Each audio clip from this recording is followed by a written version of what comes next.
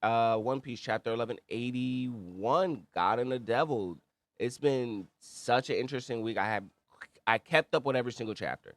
I've kept up with every chapter. I've read every chapter, and Emu's just looking just like that dog, and I'm loving every little bit of it.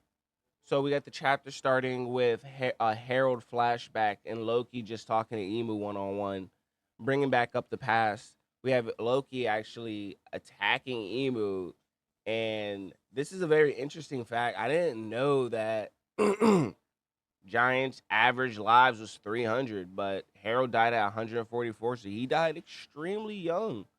I don't really know how to average that into regular human years, but he died relatively young. So we get the battle starting with Loki throwing the first attack.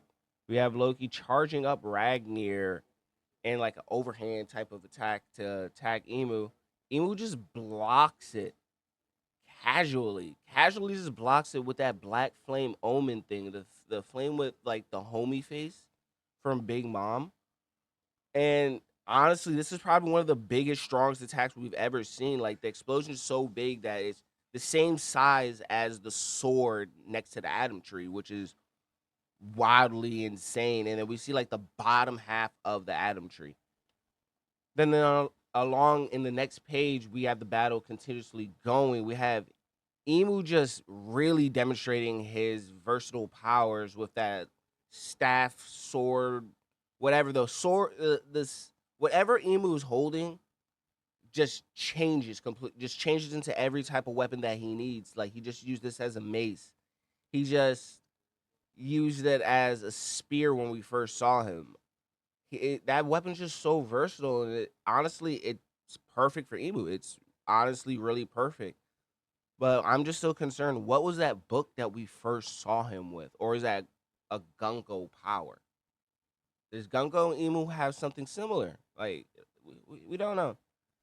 But Emu does give us clarification of what he considers this, because Loki even asks, "What is this?" And Emu says it's simple. It's just Mu's military might, the Omen, and it's really weird, but really cool at the same time. It's like the best defense and offense in the whole series.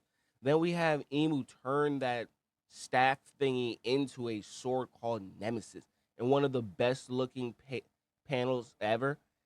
And Emu straight up doing the Mihawk thing, which is really sick. Then we get a nice little breakdown of what Emu considers the holy trinity of power. It's the corruption, covenant, and the power of omen. And that's what Emu's true belief is, and it all connects to the covenant, and it does make sense. It does make a lot of sense. And then just the rest of these chapters, you just have Emu beating down on Loki. But what I love is this is Loki in just his base form. No dragon, no anything. And it kind of seems more they're having a conversation. They do have one really important dialogue during this, and it's Emu considering himself a god. And Loki straight up says, "No, you're a devil." But then Emu literally replies with, "What is the difference between a god and a devil?" And it seems Loki doesn't really care because he doesn't want anybody to rule over him, showing Loki's true conqueror's spirit. But then Emu also goes in with a new type of thing where he says there's another thing in the world called domination. And then he says, "Isn't that right?" And then he has a freak out panel like all One Piece characters have, Joy Boy. And what I love about this is we panel straight to Luffy. They do the what do you call that, where somebody says something and then like they can just sense that they're being talked about? That's what they do with Luffy. He's just gnawing away at his food, saying that he needs to get there quick. He senses that Emu's there. My thing though is Loki is far bigger than Luffy.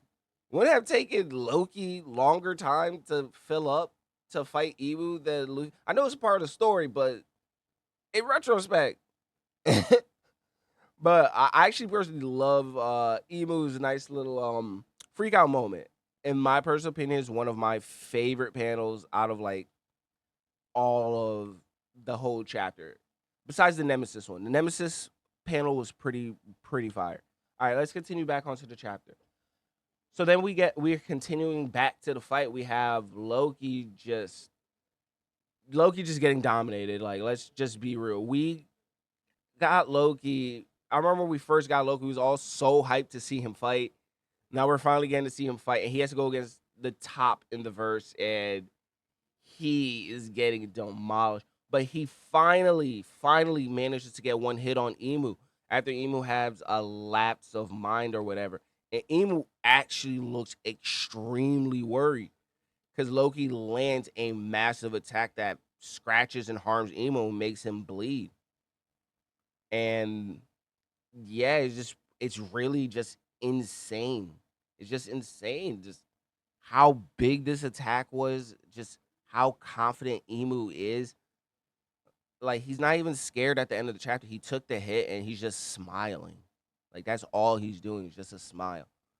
So that's chapter 1181, and that was honestly an amazing chapter. It was just outstanding. Emu really showed out. Loki stood out. There was just so much action. It was mainly an action-based chapter. It wasn't a lot of lore, but we just got a little bit of dumps into what Emu really is, a little bit of his backstory. So, in my personal opinion, it was good for that. I kind of want him to get more into the backstory of what happened with Joy Boy and all of that stuff. That's to me seems more important, but we'll have to see when everything goes on. All right, I'll see you guys in the next video. Peace.